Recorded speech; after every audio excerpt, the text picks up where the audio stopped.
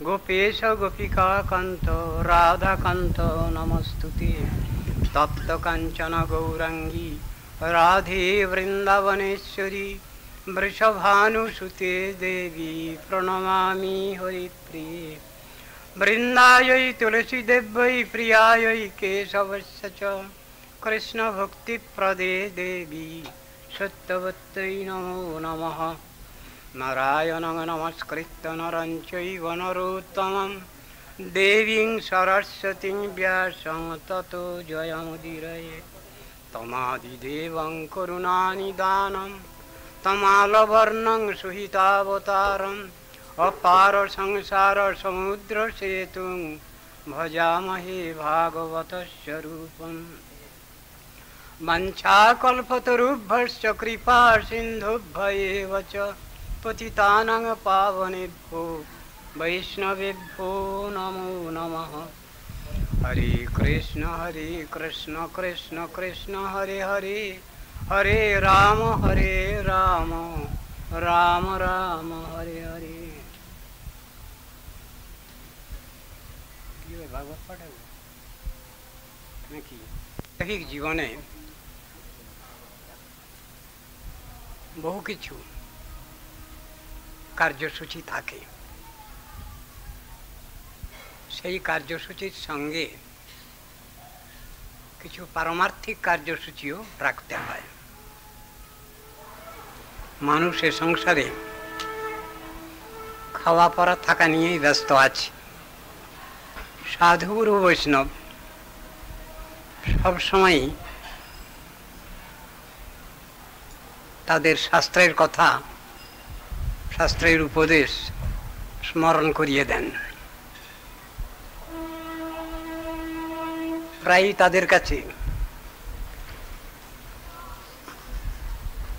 শুনতে পাওয়া যায়, তারা বলেন সংসার অনিত্য। এই অনিত্য সংসারে থেকে নিত্যবস্তু যে ভগবান, তারই আরাধনা করা মানব জীবনের চরম সফলতা।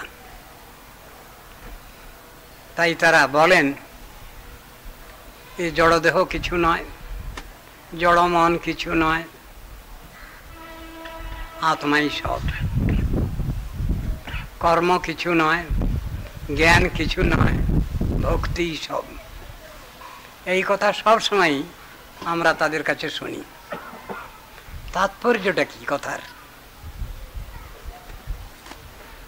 যে জিনিস আমরা বরাবর করে আসছি, যেটুকু জিনিস জানি বুঝি, তার অতীত কিছু বলছেন হরিগুরু বৈষ্ণব।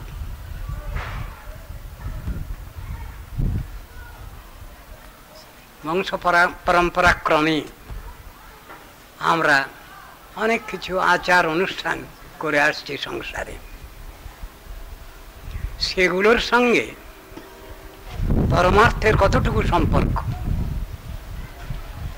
সনাতন ধর্মের সঙ্গে কতটুকু সম্পর্ক, এটাই বিচার করে দেখতে বলছেন। কে বলছেন? স্বয়ং ভগবান বলছেন। তারই শ্রীমুখের বাণী, তার নাম শাস্ত্র। সেই শাস্ত্র কথা, তারই তত্ত্ব সিদ্ধান্ত মুনি ঋষিগণ, গুরু বৈষ্ণবগণ, গুরু গোস্বামীগণ, তারা সেই কথাই জগতে জানিয়ে যাচ্ছেন। যার শুনবার মতো কান হয়েছে তিনি শুনছেন, তিনি শুনবেন। আর যাদের তেমন বিচার আসেনি, তারা শুনেও শুনবেন না। সাধুগুরু বৈষ্ণবগণের, সাধু সজ্জনগণের যে কর্তব্য রয়েছে, তাতে তারা ভগবত ভজনের কথা, হরিভজনের কথা সকলকে জানিয়ে যাবেন। এটা ঠিক উপদেশের কথা নয়, আলোচনার কথা। উপদেশ কে কাকে দেবেন? শ্রেষ্ঠ জন স্নেহার্থী জনকে কিছু উপদেশ দিতে পারেন। সেই উপদেশ দেওয়ার মধ্যে কোনো অহংকার নেই, ভূমিকা নাই। আবার সেই উপদেশ শ্রবণ করে তদনুসারে আমরা আমাদের জীবন সুশৃঙ্খলে গঠিত করতে পারি কিনা, এটাও আলোচনার বিষয়। বৃদ্ধ অতিবৃদ্ধ, বৃদ্ধা অতিবৃদ্ধা, তারা যদি তাদের অনুগত জনগণকে শাস্ত্রের কথা, ভগবানের কথা, ভক্তির কথা যদি না জানান, না বুঝান, সমাজ কি করে জানবে, কি করে বুঝবে, কি করে শিখবে? এসব কথাগুলো বিশেষ আলোচনার বিষয়। সাধু শাস্ত্র গুরুবাক্যে আমরা দেখতে পাচ্ছি সবসময় আমরা যেসব আচার অনুষ্ঠান করছি সেগুলোর মধ্যে যেন প্রাণ নাই, অথচ সাধু শাস্ত্র গুরুবাক্যেতে দেখতে পাই প্রাণ আছে তার, সেহেতু প্রচার, প্রতিষ্ঠাশাহীন কৃষ্ণ গাথা সব প্রাণবন্ত। শতাং প্রসঙ্গান মম বীর্য সংবিদ ভবন্তি হৃৎকর্ণ রসায়ন। এক কথা, ভগবানের যে উপদেশ বাণী খুব ক্ষমতা সম্পন্ন, জীবের হৃদয়ে সেই সকল কথা যদি প্রবেশ করে তাহলে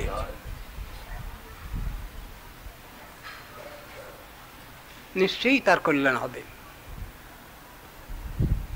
যদি আমরা আন্তরিকভাবে তত্ত্বদর্শন জানবার বুঝবার চেষ্টা করি, ভগবান নিশ্চয়ই আমাদের ভক্তের মাধ্যমে জানিয়ে দেন, বুঝিয়ে দেন, শিখিয়ে দেন। নাতি দীর্ঘেন কালেন ভগবান বিশতে হৃদি, ভাগবত বলছেন। যদি আমরা শুশ্রূষু হই, যদি আমরা শ্রদ্ধালু হই, যদি আমরা আন্তরিক শ্রদ্ধার সঙ্গে শাস্ত্রীয় তত্ত্ব সিদ্ধান্ত দর্শন যদি বুঝবার চেষ্টা করি, তাহলে নিশ্চয়ই জানতে পারি, শিখতে পারি, বুঝতে পারি। কথাটা এইরকম। সুতরাং এসব বিষয়ে আমাদের যথেষ্ট আগ্রহ, উৎসাহ থাকা দরকার। যে কথাগুলো শাস্ত্রে বলা আছে, এ কথাগুলো মেকি কথা নয়, অত্যন্ত মূল্যবান কথা, অমূল্য সম্পদ। তো বুঝি কোথায় আমরা? যদি বুঝতাম তাহলে নিশ্চয়ই এসব নিয়ে এগিয়ে যেতাম। বুঝতে পারি না বলেই ওটাকে অপ্রয়োজনীয় বিষয় বলে দূরে সরিয়ে রাখতে চাই। কিন্তু দূরে সরিয়ে রাখলে কি হবে?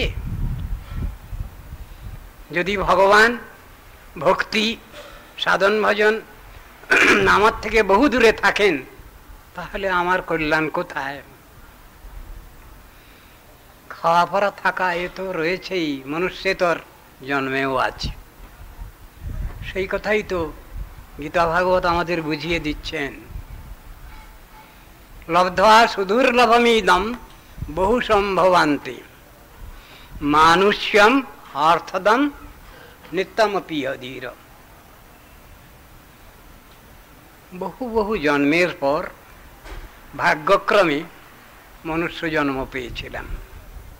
বহু বহু জন্ম মানে শাস্ত্রের যে তালিকা আছে, সে তালিকা যদি আমরা আলোচনা করি তাহলে দেখব 80 লক্ষ জন্মের পর মানুষের মতো চেহারা পেয়েছিলাম আমরা। তারপরে যে 4 লক্ষ জন্মের কথা আছে মানুষের আকার, সে সময় মনুষ্যের কৃত্য, তাদের কর্তব্য, দায়িত্ব, সেসব সম্বন্ধে কোন রকম ধরনের চিন্তা ছিল না। মানুষের চেহারাটা মানুষের মতো ছিল। মনুষ্য জন্ম পেয়ে কি করব আমরা? শুধু কেবল কি মনুষ্যতর প্রাণীর খাওয়া পরা থাকা নিয়েই ব্যস্ত থাকবো, না আরো কিছু কৃত্য আছে? এই সহজ সরল বিষয়টি বুঝাবার জন্য শাস্ত্র বললেন, মহাজন বাণীতে আমরা পাচ্ছি, মানুষ আকার হইলে কি হয়, করহ ভূতের কাম। কেন কথা বললেন?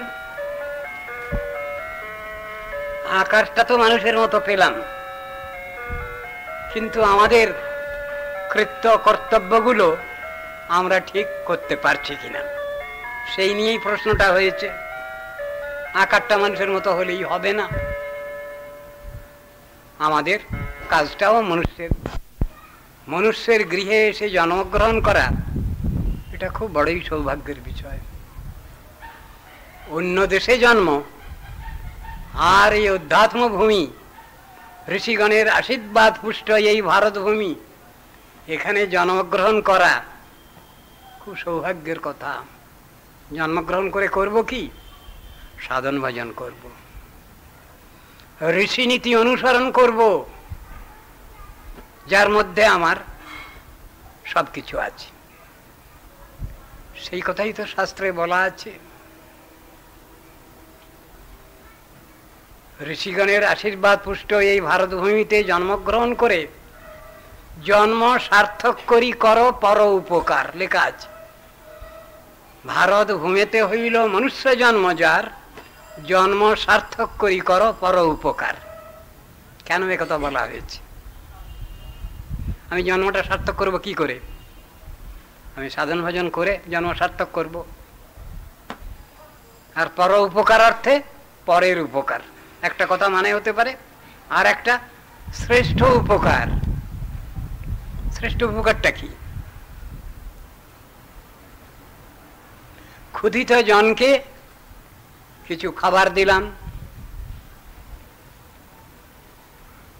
রোগী ব্যক্তি তার কিছু চিকিৎসা করালাম, এই জাতীয় উপকার কি?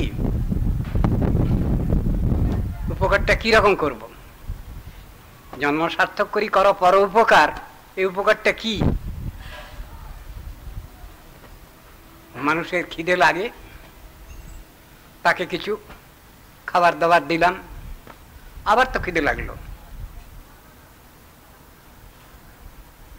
তাহলে এমন খাবার দিতে হবে যে খাবার দিলে তার ক্ষুধা তৃষ্ণা লাগবে না। সেটা কি খাবার? ভগবানের কথা, ভাগবত কথা। ভাগবত কথা ব্যাখ্যা কি? শ্রী ভগবানের নাম রূপ গুণ লীলা কথা, সেইটি তাকে দিতে হবে। এক কথায়, নামাশ্রিত যদি কেউ হন, নামের সাধনা যদি কেউ করেন, সেই নামকে বলছেন কি? শব্দ ব্রহ্ম, নাদ ব্রহ্ম, নাম ব্রহ্ম। তার সাধনার কথা বলেছেন শাস্ত্রে। বিশেষত এই কলিযুগে, অন্যান্য যুগে সাধন ভজনের প্রকারভেদ ছিল। সত্য যুগে তপস্যার দ্বারা ভগবানকে লাভ করা যেত, ত্রেতা যুগে যাগ যজ্ঞের দ্বারা ভগবানকে লাভ করা যেত, দ্বাপর যুগে বিশেষ করে পূজা অর্চনের দ্বারা ভগবানকে লাভ করা যেত। কিন্তু কলিজীবের জন্য ব্যবস্থাপিত হয়েছে কি? হরিনাম সংকীর্তন। হরের নাম হরের নাম হরের নামৈব কেবলম কলৌ নাস্তেব নাস্তেব নাস্তেব গতিরন্যথা। কৃষ্ণ নাম ভজ জীব, আর সব মিছে, পলাইতে পথ নাই, জম আছে পিছে। সাধু সঙ্গে কৃষ্ণ নাম এই মাত্র চাই, সংসার জিনিতে আর কোনো বস্তু নাই। এঘোর সংসারে পড়িয়া মানব না পায় দুঃখের শেষ, সাধু সঙ্গ করি হরি ভজে যদি, তবে অন্ত হয় ক্লেশ। জিনিসটা তো বুঝতে হবে। সংসারে বেশ আছি আমরা, ভালো আছি আমরা, এই চিন্তা যদি আমি করি, তাহলে তো ভগবান তো আমার থেকে অনেক দূরে। সাধন ভজন আমার থেকে অনেক দূরে। যা এখানে করার দরকার ছিল সেটা করতে পারছি না। আপনারা শ্রীকৃষ্ণের অষ্টোত্তর শতনামের ভিতরে পাচ্ছেন, কৃষ্ণ ভজিবার তরে সংসারে আইনু, মিছে মায়া বদ্ধ হয়ে বৃক্ষ সম হইনু। কথাটা চিন্তা করতে হবে। কেন এই সংসারে এলাম আমি? ভগবান কেন পাঠিয়েছেন আমাকে? এখানে এসে আমার কর্তব্য কি? কি করা দরকার ছিল? কি করে যাচ্ছি? আবার পুনরায় কোথায় যাব? এসব কথাগুলো চিন্তা করতে বলছেন। কাতব কান্তা কস্তে পুত্র সংসারোয়ম অতীব বিচিত্র কস্যত্তং বা কুত আয়াত তত্তং চিন্তয়ত দিদং ভ্রাত। কে তুমি? কোথায় ছিলে? কি করিতে হেতা এলে? কি বা কাজ করে গেলে? পাবে কি সুখ জীবনে? চিন্তার বিষয়। এটার মীমাংসা হওয়া দরকার। প্রশ্ন উত্তর একসঙ্গেই আছে। এই কথা চিন্তা করতে বলছেন। সংসারে আছি, এসেছি, বহু কর্তব্য দায়িত্ব আমার আছে। কতগুলো দায়িত্ব? জাগতিক, তাৎকালিক, লৌকিক, ব্যবহারিক দায়িত্ব। আর কতকগুলো দায়িত্ব আছে পারমার্থিক দায়িত্ব। আমি শুধু যদি লৌকিক ব্যবহারিক দায়িত্বই পালন করে গেলাম, পরমার্থ নিয়ে আদৌ যদি চিন্তা করলাম না, তাহলে তো শূন্য গ্রন্থি অঞ্চলে বন্ধন হয়ে যায়। দুটোই চাই। লৌকিক ব্যবহারিক জগৎকে আমি অস্বীকার করতে পারি না, সেখানেও শিষ্টাচার বজায় রাখতে হয়। আবার পারমার্থিক ক্ষেত্রেও আমার অনুশীলনের বিষয়, অভ্যাসের বিষয়। এই ধন্যকলিতে নামাশ্রয়ী আমাদের সাধন ভজন আরম্ভ, আবার নামাশ্রয়ী সিদ্ধি লাভ, এ কথা বলা হয়েছে। যিনি নাম সাধন করছেন, শ্রী নামই তার কাছে উপযুক্ত সময়ে তার স্বরূপ প্রকাশ করেন, ধরা দেন তিনি সাধক সাধিকার কাছে।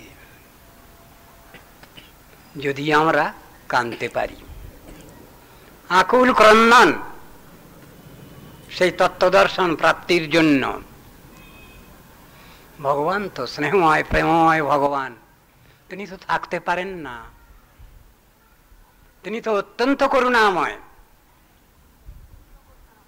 কান্নাকাটি করলেই তিনি ব্যবস্থা নেন, কিন্তু সোজাসুজি ব্যবস্থা নিতে চান না তিনি। সেই জন্যই মাধ্যম দরকার হচ্ছে। সেখানে সদ্গুরু বৈষ্ণব তারাই হচ্ছেন উপযুক্ত মাধ্যম। সেই মাধ্যমেই আমাকে অগ্রসর হতে হয়। চিনি না, বুঝি না।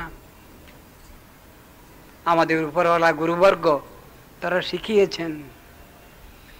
শিব ঠাকুর, শিবানী জগৎকে শিখিয়েছেন। এক সময় শিবানী প্রশ্ন করেছেন শিব ঠাকুরের কাছে, তুমি আমি এলাম কোথা থেকে? শিব ঠাকুর উত্তর দিচ্ছেন, কেন তুমি জানো না? তেনৈব হেতুভূতেন বয়ং জাতা মহেশ্বরী কারণং সর্বভূতানাং স এক পরমেশ্বর। সে সর্বকারণ কারণ যে ভগবান, তার থেকেই তো আমরা এসেছি। কে তিনি? ঈশ্বর পরম কৃষ্ণ সচ্চিদানন্দ বিগ্রহ অনাদিরাদির গোবিন্দ সর্বকারণ কারণম। সেই অনাদি আদি গোবিন্দ, তিনি সর্বকারণ কারণ, তার থেকে এসেছি আমরা। দেবী আবার দ্বিতীয় প্রশ্ন করেছেন, কার আরাধনা করব? কার সেবা করলে আমাদের চরম কল্যাণ হবে, ভক্তি লাভ হবে, ভগবত প্রেম প্রীতি লাভ হবে? শিব ঠাকুর বলছেন আরাধনানাং সর্বেষাং বিষ্ণুর আরাধনাং পরম। তুমি আরাধনা করবে, উপাসনা করবে, ভগবানের আরাধনা করো। আবার প্রশ্ন করেছেন এর থেকে কি আর কোনো বড় কথা আছে? শিবানীকে বলছেন শিব ঠাকুর আছে, যার মাধ্যমে আমি এই সাধন ভজনের পথ খুঁজে পাই, যার নির্দেশ, যার উপদেশ, যার আশীর্বাদে আমি এই সাধন ভজন পথে অগ্রসর হই, তার সেবা করা, তার আরাধনা করা আরো শ্রেষ্ঠ বলে মনে করি। শিব ঠাকুর বললেন বুঝলাম। কোন নাম জপ করব ঠাকুর? আবার দেবীর তৃতীয় প্রশ্ন, কি বলছেন সেখানে? সহস্র নাম করো, বিষ্ণু সহস্র নাম জপ করো, কীর্তন করো। সে তো অনেক সময় লাগবে, তাহলে কি করবে? রাম রামেতি রামেতি রমে রামে মনোরমে সহস্র নাম বিস্তুল্যং রাম নাম বরাননে। হে বরাননে শিবানী, তুমি বিষ্ণু সহস্র নাম করো, কিন্তু বলছো অনেক সময় লাগবে, তার সংক্ষেপ করো। কি সংক্ষেপ নাম করব? রাম নাম করো। বলছেন রাম নাম তো করবে, কিন্তু আর তারও সংক্ষেপ ব্যবস্থা আছে। আমাদের তো সময় খুব কম, সংক্ষিপ্ত ব্যবস্থা নিলেই তো ভালো। সহস্র বিষ্ণু নামের সমান এক রাম নাম, 3 রাম নামের সমান এক কৃষ্ণ নাম। আর তুমি কৃষ্ণ নাম করো না কেন? সহস্র নামনাং পুণ্যানাম ত্রাবৃত্তাতু যৎফলম একবৃত্তাতু কৃষ্ণস্য নামৈকং তৎপ্রযচ্ছতি। সহস্র বিষ্ণু নামের সমান এক রাম নাম, 3 রাম নামের সমান এক কৃষ্ণ নাম। তা তুমি কৃষ্ণ নাম করো না। তখন দেবী কৃষ্ণ কৃষ্ণ কৃষ্ণ এরকম বলছেন, ওরকম বললে হবে না। শাস্ত্রে যেমন আছে সেই রকমটি বলতে হবে। আমি তো জানি না, তুমি শিখিয়ে দাও। তুমি তো আমার উপরওয়ালা, তুমি আমার গুরু, তুমি শিখিয়ে দাও। তখন সেখানে দেবীকে উপদেশ করছেন শিব ঠাকুর। হরে কৃষ্ণ কৃষ্ণ কৃষ্ণ হরে হরে, হরে রাম রাম রাম হরে হরে, এই নাম করতে হবে। এর নাম হলো তারক ব্রহ্ম নাম, এই নাম পারক নাম, এর নাম হলো মহামন্ত্র, 16 নাম 32 অক্ষর। এই নাম জপ করতে হবে। আজকাল আবার এর মধ্যেও ঠেলাঠেলি। কি ঠেলাঠেলি? না, এটা জোরে জোরে বলা চলবে না, জপ করতে হবে। কিন্তু শাস্ত্রে যা বলা আছে তাতে জপও করা চলবে, আবার উচ্চস্বরে কীর্তন করাও চলবে। বলে কোথায় কিরকম প্রমাণ ট্রমাণ একটু বলুন তো। নামাচার্য হরিদাস ঠাকুর, আমরা যদি নাম করতে যাই, শ্রীনাম যদি সাধন করতে যাই, তাহলে নামাচার্য হরিদাস ঠাকুরের আশ্রয়ে নাম করতে হবে আমাদের। তো তিনি কি করছেন, তিনি কি করেছিলেন সেটাই প্রমাণ। তিনি প্রত্যহ 3 লক্ষ নাম জপ করতেন। 2 লক্ষ নাম অর্ধস্ফুটস্বরে তিনি করতেন। কিরকম? হরে কৃষ্ণ কৃষ্ণ কৃষ্ণ হরে হরে, হরে রাম রাম রাম হরে হরে। মানে তিনি বলছেন, কীর্তন করছেন, কানে শুনতেও পাচ্ছেন। আর 1 লক্ষ নাম উচ্চ ঈশ্বরে কীর্তন করতেন। তার যথেষ্ট প্রমাণ রয়েছে শাস্ত্রে। একটা সভা হয়েছিল যেখানে একজন ব্রাহ্মণ কুলে জাত কোনো ব্রাহ্মণ, তিনি ঠিক তত্ত্বদর্শনটা বোঝেন না, জানেন না, অথচ নামাচার্য হরিদাস ঠাকুরের সঙ্গে কিছু পাল্লা দিয়ে তার বিরুদ্ধাচরণ করছিলেন। একটা সভা হয়েছিল, ধর্মসভা। সেই সভায় নামাচার্য শ্রীল হরিদাস ঠাকুর হাজির ছিলেন এবং তিনি এই নাম তত্ত্ব সম্বন্ধে উপদেশ করেছেন। সেই ব্রাহ্মণ অহংকার করে বললেন, নামের যদি এইরকম ফল হয় তাহলে আমি আমার নাক কেটে দেবো। তা তার নাক কাটতে হয়নি, তার নাক খসে গেছে কুষ্ঠ ব্যাধিতে। মানে কার সঙ্গে পাল্লা দিচ্ছেন? যিনি স্বয়ং নামের আচার্য, যার পরে সম্পূর্ণ ভারটি দিয়েছেন চৈতন্য মহাপ্রভু, সেখানে সেই ধর্মসভায় শ্রী হরিনাম, তার ব্রহ্ম নাম উচ্চৈশ্বরে করা যায় কিনা শাস্ত্রের প্রমাণ উল্লেখ করেছেন সেখানে নামাচার্য হরিদাস ঠাকুর। জপত হরিনামানি স্থানে শত গুণাধিক আত্মানঞ্চ পুনাতুচ্চৈর জপন শ্রোত্রীন পুনাতিচ। আস্তে আস্তে যদি জপ করি তাহলে আমি নিজে শুনতে পাই, আমার পাশের দু চারজন শুনতে পান, কিন্তু উচ্চৈশ্বরে যদি হরিনাম আমি করি তাহলে বৃক্ষ তৃণগুল্মলতা বহু দূর দূর দূর স্থানের লোকও শুনতে পান। এই জন্য এটা উপকার বেশি। তো নিষেধ তো নাই শাস্ত্রে, শাস্ত্রের প্রমাণ দিয়েই নামাচার্য হরিদাস ঠাকুর সেই সভাকে জানালেন নাম তত্ত্ব সম্বন্ধে, নাম কিভাবে করতে হবে। তা শাস্ত্রের তত্ত্ব দর্শন আমাদের মেনে নিতে হবে, গায়ের জোরে কিছু চলবে না। আমি যদি কোনো কথা এখানে আপনাদের কাছে বলি আর সেটা যদি শাস্ত্রে না থাকে, আমি যদি কিছু বানিয়ে বানিয়ে বলে দেই, তাহলে আপনাদেরও অকল্যাণ, আমারও অকল্যাণ। শাস্ত্রের কাছে জবাবদিহি করতে হবে আমাকে, ভগবানের কাছে জবাবদিহি করতে হবে আমাকে। তা তো নয়। ভগবানের শ্রী মুখের বাণী হলো শাস্ত্রবাণী, সেটা সকলকেই মানতে হবে। সেই শাস্ত্রবাণী সাধুগুরু বৈষ্ণব তারা জগতে বলবেন, শাস্ত্রের বাইরে কিছু বলবেন না, শাস্ত্রের বাইরে কিছু বলা চলবে না। কেউ কেউ আজকাল খুব বাহাদুরি করে বলছেন, আমার গুরু এমন তত্ত্ব দর্শন বলেন যা শাস্ত্রে কোথাও আপনারা পাবেন না। এটা কি বাহাদুরি হলো?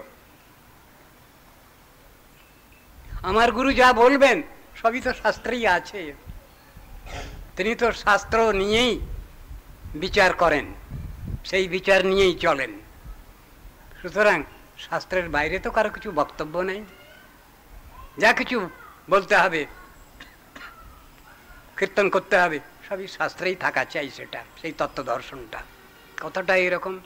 আপনারা গীতা আলোচনা করেন, সেখানে কি লেখা আছে? যা শাস্ত্রবিধি মুৎসৃজ্য বর্ততে কামচারত ন সিদ্ধিম অবাপ্নতি ন সুখং ন পরাঙ্গতিম। কি বললেন? যিনি শাস্ত্রবিধি উল্লঙ্ঘন করে নিজে কিছু বানিয়ে বানিয়ে কিছু কথা জনসমাজে প্রচার করেন, তার কথা মেনে নেওয়া যাবে না। ইচ্ছা মতো কিছু বলেন কোনো কথা, নিজের সুবিধা মতো। নশ সিদ্ধি অবাপ্নতি, তিনি কোনোদিনই সিদ্ধি লাভ করতে পারবেন না। না সুখং না পরাঙ্গতিম, সুখ শান্তি তার জীবনে সম্ভব নয়, পরাগতি লাভ তো দূরের কথা। এসব কথাগুলো তো বলা আছে। শাস্ত্রকে বাদ দিয়ে আমরা চলতে পারবো না।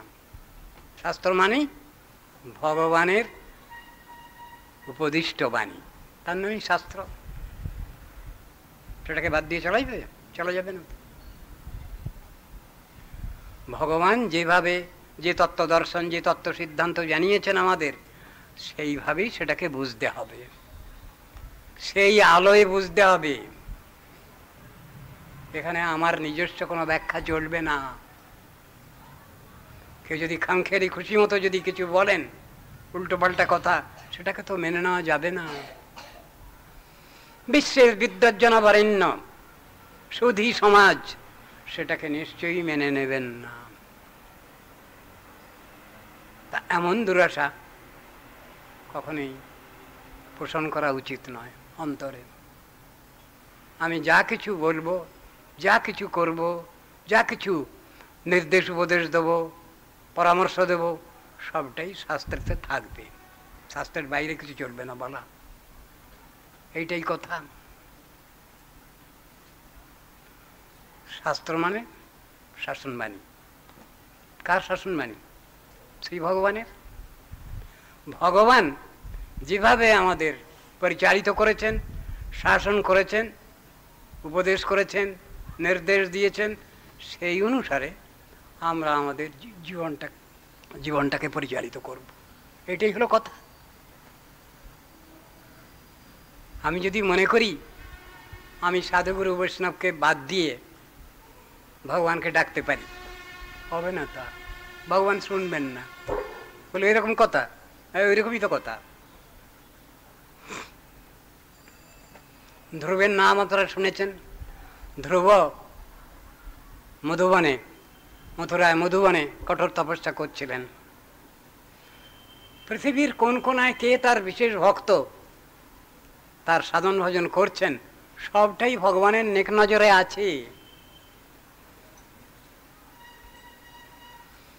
নারদ ঋষি, তার হাতে একটা বীণা থাকে, সেই বীণা বাদন করে করে তিনি পৃথিবীর সর্বত্র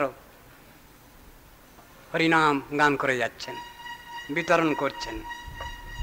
তিনি তার ওইটাই একমাত্র কর্তব্য বলে মেনে নিয়েছেন। এখানে নারদ ঋষি একদিন এসে হাজির হয়েছেন দ্বারকাপুরীতে।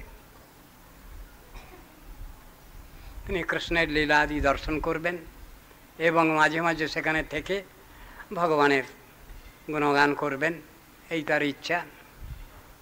একদিন কৃষ্ণ বলে ফেললেন, আচ্ছা নারদ, তুমি তো এত লোকের কল্যাণ চিন্তা করো, কিন্তু একটা ছেলে কেঁদে কেঁদে শেষ হয়ে গেল, তার প্রতি তুমি দৃষ্টি দিচ্ছ না কেন?